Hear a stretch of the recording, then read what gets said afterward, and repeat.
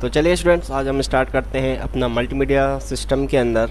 ठीक है कि बेसिक्स ऑफ वीडियो, एक वीडियो के बेसिक क्या होते हैं, किस तरह हमें एक वीडियो को शूट करना होता है, क्या उसके एक एग्जैक्ट रूल रेगुलेशन होते हैं। तो आज हम उस पर थोड़ा सा फोकस करेंगे। ठीक है, तो सबसे पहले स्टूडेंट्स, जैसे कि आजकल वीडियो रिकॉर्डिंग ऐप काफ़ी आ चुके हैं जो कि आप मोबाइल के थ्रू भी वीडियो रिकॉर्डिंग कर सकते हो।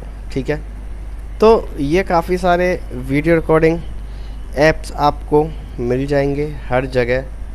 ठीक है, तो जैसे कि most smartphones have a built in video recording app, यानी कि आजकल ज़्यादातर स्मार्टफोन जो हैं वो वीडियो रिकॉर्डिंग ऐप पर काफ़ी फोकस कर रहे हैं, यानी कि कैमरे पर काफ़ी फोकस कर रहे हैं। There are also additional video apps available in the app store and Google Play, यानी कि आजकल ज़्यादातर जो वीडियो ऐप्स हैं एडिटिंग करने के लिए वो आपको प्ले स्टोर पर, गूगल पे पर, ऐप स्टोर्स पर आसानी से अवेलेबल होते हैं, जो कि आपके एक फ़ोन में होता है, Google Play, app stores etcetera etcetera. ठीक है, तो customer grade video records are also an option और रिकॉर्डिंग वीडियो और द वेब, यानी कि कंज्यूमर ग्रेड यानी कि जो एक क्वालिटी होती है वीडियो रिकॉर्डिंग के लिए, हमेशा एक रिकॉर्डिंग के लिए हो सकती है, जैसे कि वेब के लिए आप कर रहे हो, सेल्फ के लिए कर रहे हो, एक्सेट्रा एक्सेट्रा। ठीक है, तो नेक्स्ट चलते हैं हम कि लाइटिंग, 3 पर्पस ऑफ लाइटिंग। ठीक है, तो सबसे मेन चीज़ एक वीडियो रिकॉर्डिंग करते टाइम हमको लाइटिंग का प्रॉपर ध्यान रखना होता है कि ऐसा नहीं होता कि जो भी आपका फेस है वो ना दिखे लाइटिंग में, या जैसे कि हम कोई सीरियल या कोई वेब सीरीज या कोई हम मूवी देख रहे होते हैं तो आप देखते हैं कि वहाँ पर काफ़ी अच्छी उन लोगों ने लाइट सेटअप किया होता है। ठीक है, कि आपका कोई भी सीन हो काफ़ी अच्छे से स्टेबलाइज हो और अच्छे से उस चीज़ को लाइटिंग हो। जैसे कोई नाइट का सीन है तो किस तरह उन लोगों ने लाइटिंग की है कि वो नाइट में भी आपको इजीली एक फील दे।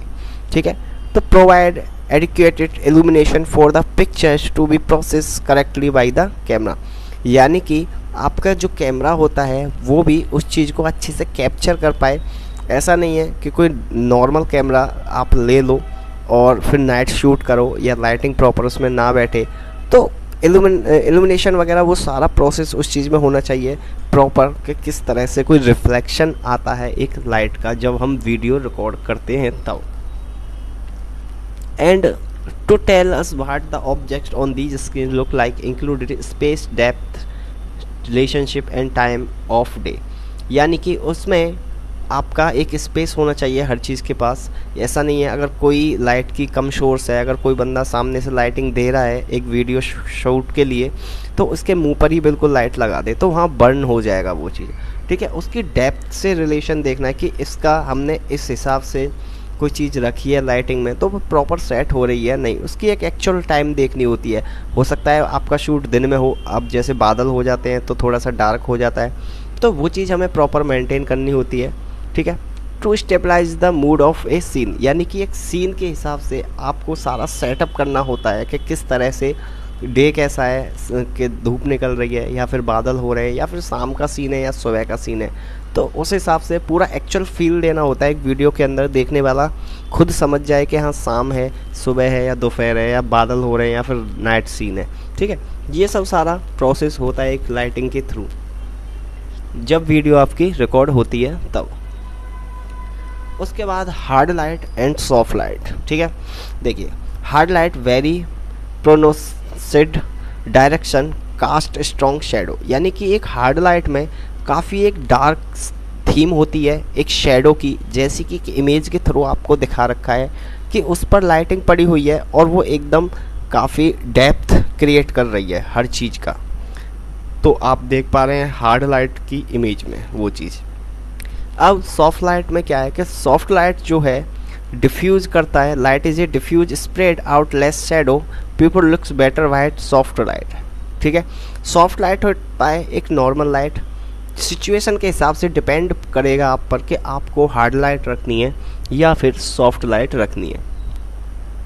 जैसे कि दोनों एग्जांपल आप एक इमेज के थ्रू देख पा रहे हैं। सॉफ्ट लाइट में एकदम सॉफ्ट है, उसमें इतनी डेप्थ नहीं आ पा रही, और हार्ड लाइट में वो चीज़ एकदम उभर के आ रही है और हमको ईजीली दिख रही है वो चीज़, और इतनी सॉफ्ट लाइट में नहीं दिख रही है जितनी हार्ड लाइट में वो चीज़ हमको एक डेप्थ के साथ दिख रही है। ठीक है, तो ये चीज़ होता है। और ऐसा भी नहीं है कि आप ज़्यादा ही सॉफ्ट करो दिखे ना और ज़्यादा ही हार्ड करो, तो इसकी भी एक रेंज होती है कि किस हिसाब से वो प्रॉपर सेट बैठता है किसी चीज़ पर। अगर तुम ज़्यादा हार्ड करोगे तो बिल्कुल ही ब्लैक हो जाएगा, वो दिखेगा नहीं। ज़्यादा सॉफ्ट करोगे तो हो सकता है चीज़ बर्न हो जाए वो चीज़। ठीक है, उसके बाद direction versus diffuse light. Example, direction कि सामने एक इमेज के थ्रू एक डायरेक्शन में कुछ स्टोन पर, पत्थर पर लिखा हुआ है, तो वो अगर किसी को अपनी वीडियो में, जैसे मान के चलिए कुछ दिखाना है, स्टोन पर कुछ लिखा हुआ या कोई बोर्ड पर लिखा हुआ, तो वो प्रॉपर मेंटेन होना चाहिए। एक डायरेक्शन कैमरा आपका ऐसा सेट होना चाहिए कि वो चीज़ रीडेबल हो, यानी पढ़ने में आना चाहिए। डिफ्यूज़ में ऐसा ना हो कि आप दिखाना चाह रहे हो बस उसका एक दिखे के सामने बोर्ड है बट कुछ दिख नहीं रहा, जैसे कि यहाँ एक स्टोन है, उस हिसाब से उसने उस चीज़ पर रखा हुआ है कि वहाँ दिख नहीं रहा। तो डायरेक्शन एंड डिफ्यूज़ भी उस चीज़ को बहुत डेप्थ देता है, या फिर आपको वो चीज़ भी मेंटेन करनी होती है अपनी एक वीडियो शूट करते टाइम। तो वहाँ भी देखिए थोड़ा बहुत लाइटिंग का ही खेल होता है कि डायरेक्शन, यहाँ पर डायरेक्शन मेन चीज़ है। आपकी डायरेक्शन सही प्रॉपर वे में होगा तो आपकी सही चीज़ें आएंगी। अगर हम एक लाइटिंग भी कर रहे होते हैं, अगर हम कैमरा का एंगल एक सही डायरेक्शन में रखते हैं, तभी वो लाइटिंग प्रॉपर आपको दिखेगी आपके सीन पर। ऐसा नहीं है कि वो नहीं दिखेगी। ठीक है, आप कैमरा दूर रख दोगे और लाइटिंग करके रखोगे और एक रेंज के हिसाब से आपका कैमरा बाहर है एक लाइटिंग से, तो वो लाइटिंग का कोई मतलब नहीं बनता फिर उस चीज़ को। ठीक है, उसके बाद आपका direction light. Hard light cast a sharp clear defined shadow, यानी कि एक हार्ड लाइट जो होती है वो क्लियरिटी डिफाइन करती है किसी भी शेडो की। ठीक है, जैसे कहीं शेडो है वो नॉर्मल, तो आप जब हार्ड लाइट करोगे तो थोड़ी सी और विजिबल होगी, यानी कि वो डेप्थ में जाएगी, काफ़ी क्लियर दिखेगी। When hard light is used A illumination A face imperfection in the skin stand out, the result is less than flattering। ठीक है, तो जब आप किसी हाईलाइट को अपने फेस वगैरह पर रखते हो, किसी लाइटिंग को हार्ड करके या थोड़ा सा डार्क करके, तो उसका इल्यूमिनेशन आपके फेस पर क्लियर दिखेगा, यानी कि डेप्थ दिखेगी। ठीक है, हर चीज़ की आपकी जैसे नाक है, साइड से शेडो पड़ेगी तो वो पूरी डेप्थ दिखेगा एक फेस का एक फ्लर्टिंग के साथ। ठीक है, but is another application such as a bringing out at the texture in leather of the engraving on a piece of jewelry, this can be a advantage। जैसे कि अगर आपने ज्वेलरी भी पहनी है और हो सकता है उसमें डेप्थ ना हो, तो आप जब डेप्थ डालोगे एक लाइटिंग के हिसाब से तो आपकी प्रॉपर हर चीज़ एक दिखती है। जैसे सपोज जब हम कोई फ़ोटो को एडिटिंग करते हैं तो वहाँ पर भी कुछ चीज़, नॉर्मल फ़ोटो हमने फ़ोन से खींचा, जब हम उसको थोड़ा बहुत एडिट करते हैं तो हम देखते हैं थोड़ा सा कलर मैचिंग करते हैं कि कहाँ बर्न करना है, कहाँ थोड़ी सी डेप्थ निकालनी है। तो वो एक सारा प्रोसेस होता है एक डायरेक्शन लाइट के लिए।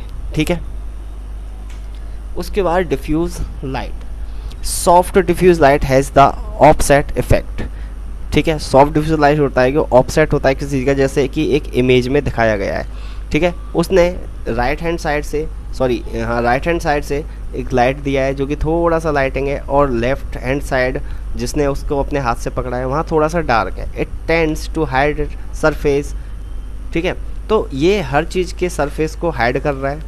ठीक, जैसे कि हर चीज़ को उसने अपने चेस्ट के आगे उस चीज़ को लगाया हुआ है, पेट के आगे, तो वहाँ पीछे कम दिख रहा है वो चीज़, बट जो उसका अनहाइड है वो चीज़ ईजीली वहाँ पर दिख रही है हर इंटेंसिटी के साथ। Diffuser are used over the front of light of the soft and diffuse their beams at the same time. Diffuse also reduce the intensity of light. ठीक है, तो जिस हिसाब से यहाँ पर आपको एक इमेज के हिसाब दिया गया है, एक वाइट कलर के जिस कपड़ा ले रखा है वहाँ पे एक लाइट सिंपल है और ऊपर उसकी डेप्थ दिखाई गई है एक लड़की की। अगर वो चीज़ पूरी हो तो वहाँ पर वो चीज़ इतनी दिखेगी नहीं। ठीक है, तो ये चीज़ भी हमको पूरी मेंटेन करके रखनी पड़ती है एक डिफ्यूज लाइट में। उसके बाद हम नेक्स्ट चलते हैं सॉफ्ट लाइट। ठीक है, कि soft light, since soft light is the more scattered you may need more light. Soft light may be create using bounced light, यानी कि एक सॉफ्ट लाइट जो होती है वो एक बाउंस लाइट का भी काम करती है। जैसे कि कहीं आपने देखा हो रात में जब कोई एक अच्छा बंगलो होता है तो बहुत हल्की हल्की लाइट जल रही होती है, वो होती है एक सॉफ्ट लाइट। जैसे आपका नाइट बल्ब, ठीक है, वो होता है एक सॉफ्ट लाइट।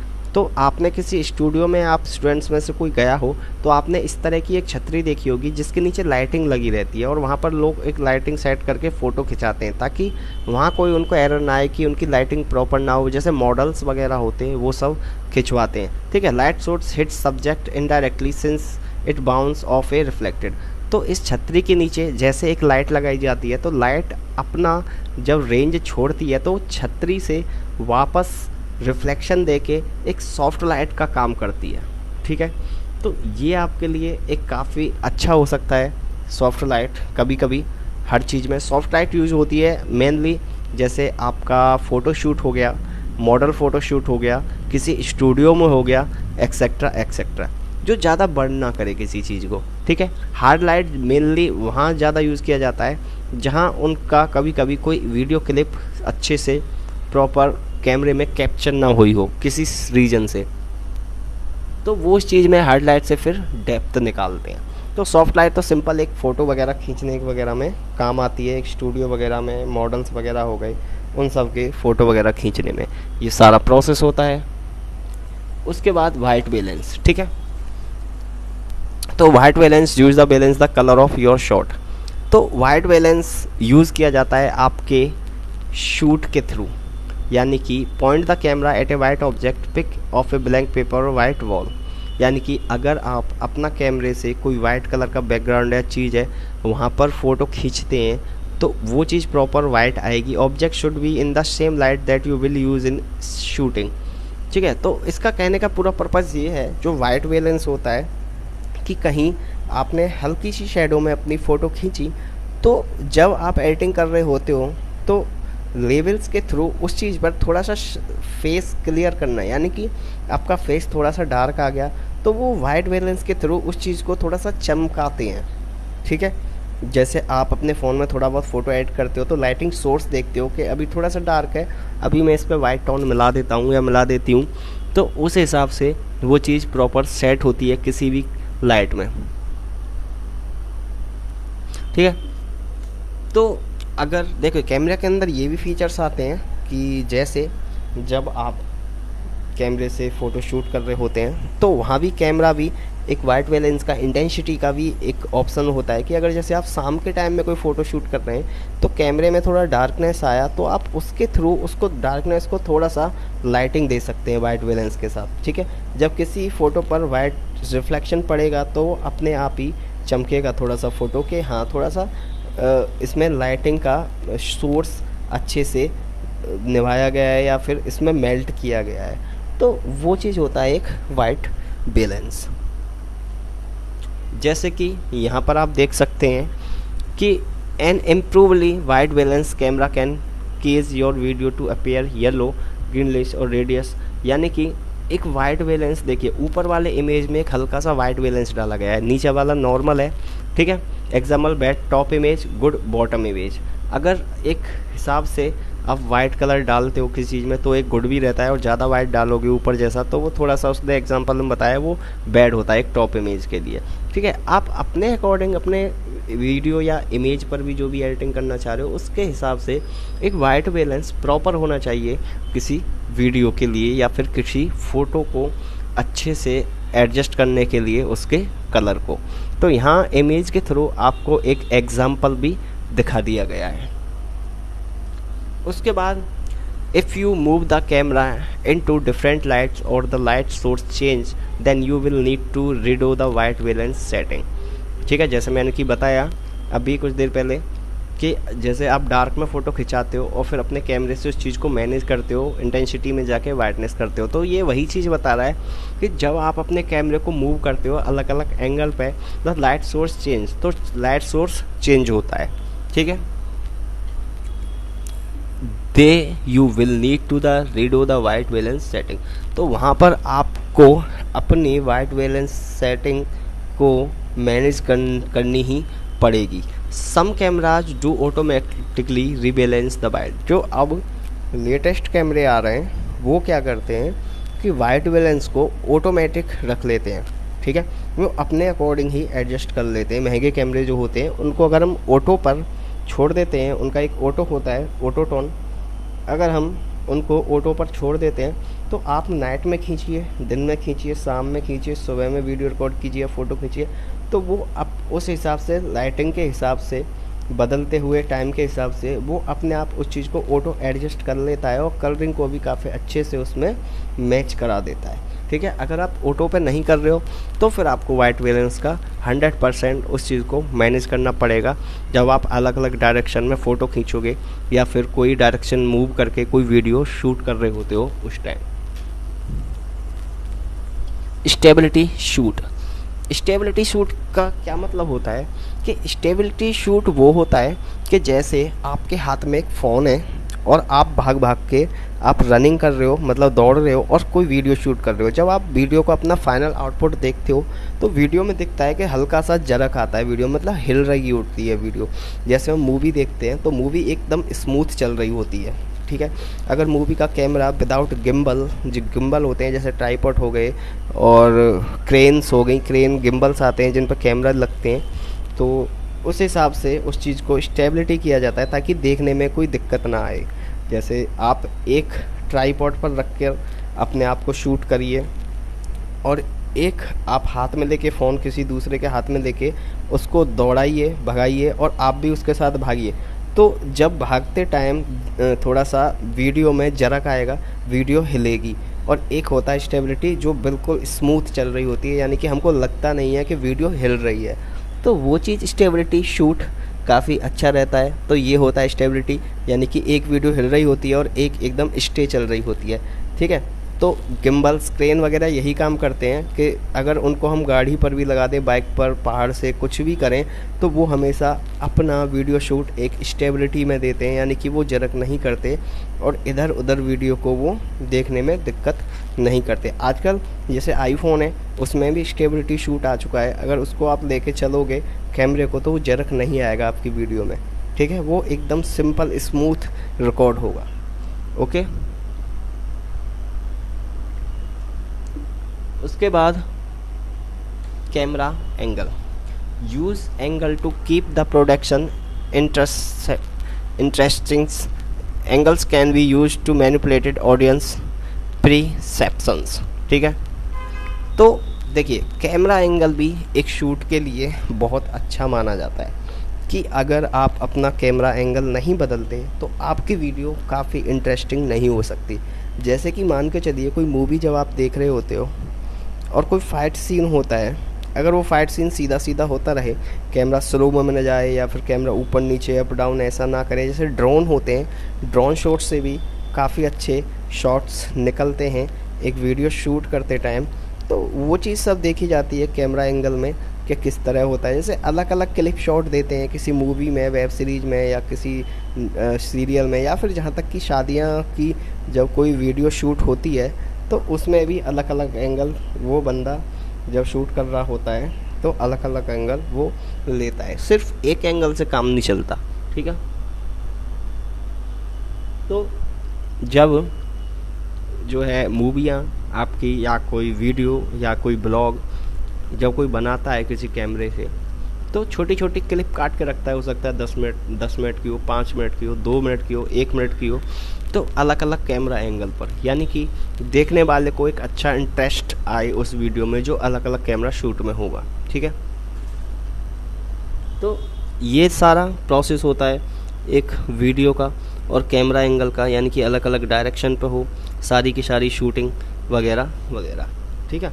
तो जब भी आप भी अगर कभी कोई वीडियो शूट कर रहे होते हो तो आप भी देखते हो आजकल यूट्यूब पर या इंस्टाग्राम पर अलग अलग इफ़ेक्ट्स के वीडियो होती हैं, तो वो सब अलग अलग एक एंगल पर कैमरे से शूट की जाती है। जैसे एक इमेज के थ्रू दिखाया जा रहा है, वो उसने बॉक्सिंग ग्लव्स कैमरे के पास रखे और अपने आप को एक इस तरह शॉट दिया है कि वो काफ़ी सही लग रहा है, ठीक है। उसके बाद high camera angle. High camera angle position the camera above eye level, यानी कि आई कांटेक्ट के हिसाब से camera shoot down at subject camera जो शूट करता है वो सब्जेक्ट के हिसाब से करता है कि यानी कि आप नीचे होगे, कैमरा ऊपर होगा। Use to show overview of area, यानी कि जब आप वो एक हाई एंगल से शूट कर रहे होते हो तो आपके आसपास का काफ़ी एरिया दिखेगा। Use to make subject appear smaller, और आप थोड़ा सा ऐसा दिखोगे कि कैमरा आपके सिर पे लगाया हुआ है और ऑब्जेक्ट छोटा सा दिखेगा। जैसे कि इस हिसाब से एक इमेज के थ्रू वो बंदा जैसे हाथ में ट्राइपॉड है या कैमरा ऊपर है, उस हिसाब से उसने उस इमेज को दिखाया गया है और आपको एक थोड़ा सा आइडिया मिल रहा है उस इमेज से। जैसे कि वो कुछ ऐसा लग रहा है इमेज देखने में कि जैसे कोई बंदा एक सेल्फ़ी ले रहा है, सेल्फ़ी स्टिक में उसने मोबाइल लगा रखा है और फिर दूर से वो ले रहा है एक फ़ोटो, तो वो हो गया कैमरा एंगल। जैसे बहुत लोग जब ब्लॉग बनाते हैं तो एक सेल्फ़ी स्टिक होती है, कैमरा लगा होता, फ़ोन लगा होता है उस पर, और वो दूर से एक हाई रेंज पर जाके, एंगल पर जाके अपनी वीडियो शूट कर रहे होते हैं। तो ये होता है कैमरा एंगल, ठीक है, कि एक बंदा नीचे खड़ा है और शॉट आ रहा है ऊपर से। जैसे ड्रोन हो गया, ड्रोन को हवा में उड़ाते हैं और काफ़ी एरिया वो कवर करता है। जब वो एक वीडियो शूट कर रहा होता है, रिमोट के थ्रू उसको हम कंट्रोल करते हैं, ठीक। नेक्स्ट है लो कैमरा एंगल, यानी कि नीचे से। अगर आप कहीं बड़ी स्टेज पर खड़े हो और कोई बंदा नीचे खड़े होकर आपका शूट कर रहा है तो वो होता है एक low camera angle. Position the camera below your eye level, यानी कि जो आपके कैमरे की पोजीशन होगी वो आपके आई कांटेक्ट से थोड़ी सी नीचे होगी। Camera shoot up towards the subject, तो जो कैमरा शूट होगा वो सब्जेक्ट्स के नीचे होगा। जैसे कि इमेज के थ्रू दिखा रहा है कि बंदा एक कुछ उस पर खड़ा हुआ है बिल्डिंग्स पर लाइक, और कैमरा नीचे से ले रहा है, ठीक है। Use the give sense of power of to subject, तो लाइक जैसे आप अपनी छत पर खड़े हो और कोई बंदा रोड से नीचे से आपका फ़ोटो ले रहा है, तो एक वो होता है लो कैमरा एंगल। जब आप एक हाई टॉप पर दिख रहे होते हो कैमरे के अंदर, जैसे लगता है ये एकदम से ऊपर खड़ा हुआ है किसी चीज़ के, या थोड़ा सा टिल्ट यानी कि टेढ़ा कैमरा एंगल होता है। जैसे मान के चलिए टिल्ट है, थोड़ा सा टेढ़ा कैमरा एंगल है, तो वो हो गया आपका लो कैमरा एंगल। तो ये सारा प्रोसेस जो रहता है एक वीडियो शूट करने में काफ़ी अच्छा रहता है, अलग अलग एंगल पर, लो हो गया, हाई एंगल हो गया, वगैरह वगैरह, ठीक है। उसके बाद candidate edge, camera is little one way horizontally plane, जैसे कि आप जब फोटो शूट करा रहे होते हो तो हल्का सा, जब इमेज के थ्रू आप देख पा रहे हो तो हल्का सा कैमरा टेढ़ा है, वो थोड़ा सा हॉरिजॉन्टली प्लेन में है, ठीक है। प्लेन भी लग रहा है, हल्का सा हॉरिजॉन्टली भी लग रहा है। तो इस हिसाब से जब कोई वीडियो वगैरह शूट होती है तो गाना हो सकता है, या फिर आपका खुद का इमेज हो सकता है, या कोई मॉडल शूट हो सकता है, तो ये होता है कंटेंट्स एंगल, ठीक है। तो इस चीज़ को हम कंटेंट एंगल बोलते हैं। तो इसमें कैमरा को हल्का सा टिल्ट टेढ़ा किया जाता है। जैसे इमेज सीधी लग रही है, बस उसके आप अंदर के जो बंदे हैं जिनका फ़ोटो खिंचा हुआ है वो हल्के से टेढ़े लग रहे हैं, इमेज स्टिल है वो टेढ़े हैं, ठीक है। तो इस तरह से। उसके बाद सब्जेक्टिव कैमरा एंगल, जैसे कि place the camera in the place of the character to show is a scenes from their view point, यानी कि कोई जब बंदा किसी चीज़ का मूवी शूट कर रहा होता है तो उसके व्यू पॉइंट से उसका कैमरा कितनी दूर है। जैसे बहुत लोग ब्लॉग बनाते हैं जब, तो जस्ट अपने हाथ में फ़ोन लेके अपने फेस को बोल रहे होते हैं और वो चीज़ हो रही होती है उनकी वीडियो रिकॉर्ड। जैसे कि एक इमेज के थ्रू आपको दिखाया गया है कि इस बंदे ने अपना कैमरा अपने सामने रखा हुआ है, और हो सकता है मे बी शायद इसने फ़ोटो खींचा हो, या फिर इस हिसाब से आपने कहीं ब्लॉग देखा हो, ठीक है। तो एकदम फ्लैट लगता है जब हम वीडियो देखते हैं इस तरह की नॉर्मल। तो ये होता है आपका सब्जेक्टिव कैमरा एंगल। उसके बाद कैप्चरिंग मोशन, ठीक है। You should always consider the part of the moving subject and generally leave space in front of them into the which they can move, यानी कि ऐसा भी हो सकता है। कैप्चरिंग मोशन क्या होता है कि आपने अपना फ़ोन ज़मीन पर रखा हुआ है और आप अपने कैमरे के पास से कहीं दूर जा रहे हो, तो वो होता है कैप्चरिंग मोशन, ठीक है। या उसके पास आ रहे हो, या कुछ अलग सीन्स बदल रहे हो वहाँ रखे हुए, तो जैसे एक इमेज में एक कैमरे की डायरेक्शन रख के आपको उस चीज़ को दिखाया गया है, तो ये होता है आपका कैप्चरिंग मोशन। जैसे ये है, एक दूर कैमरा रखा हुआ है और वो बंदा भाग रहा है, यानी कि उसने एंड हो रहा है, वो उस कैमरे के फ्रेम से निकल जाएगा। If you don't hear what can happen, this jogger looks like she is going to run right out of the frame. यानी कि एक बंदा है और कैमरे का फोकस सिर्फ उस पर है, तो उसमें ऐसा लग रहा है कि ये बंदा भागता हुआ इस फ्रेम से निकल जाएगा। तो ये होता है कैप्चरिंग मोशन, किसी चीज़ को कैप्चर करना मोशन के थ्रू। यानी कि सिंपल रखा हुआ है, एक कैमरा रोड पर आपका बस गई, उसमें से निकल गई फ्रेम से, कार गई वो भी निकल गई, तो उसी हिसाब से इस इमेज में हमको जस्ट ऐसा लग रहा है कि ये बंदा भाग के इस फ्रेम से आगे निकल जाएगा। ठीक है, जैसे ये है। अब स्टार्टिंग किया इसने by placing the subject in the lower left position, we have use the rule of third and give the jogger plenty of room to run with in the frame. यानी कि भागता हुआ जैसे वहाँ पर है एंड में, हमने अभी पिछली स्लाइड में देखा था कि भाग रहा है, फ्रेम से निकला, फिर अगला फ्रेम हमने जैसे ही निकला अगले फ्रेम में आया तो वो शुरू से आ गया। फिर उसी हिसाब से प्रोसेस उस चीज़ का चलता रहता है कि कौन कहाँ से कैसे जाएगा, या फिर कैप्चरिंग किस हिसाब से मोशन उस चीज़ को हम कैप्चर कर पाएंगे। ठीक है, ठीक है। तो ये सारा आपका एक प्रोसेस होता है सही वीडियो शूट करने का, विद एंगल के साथ, डेप्थ के साथ, हार्ड लाइट सॉफ्ट लाइट के साथ, वाइटनेस के साथ। ठीक है, तो स्टूडेंट्स ये हैं आपके असाइनमेंट क्वेश्चंस, जो कि पहला है what is hard light, second is what is soft light, and third is what is low camera angle.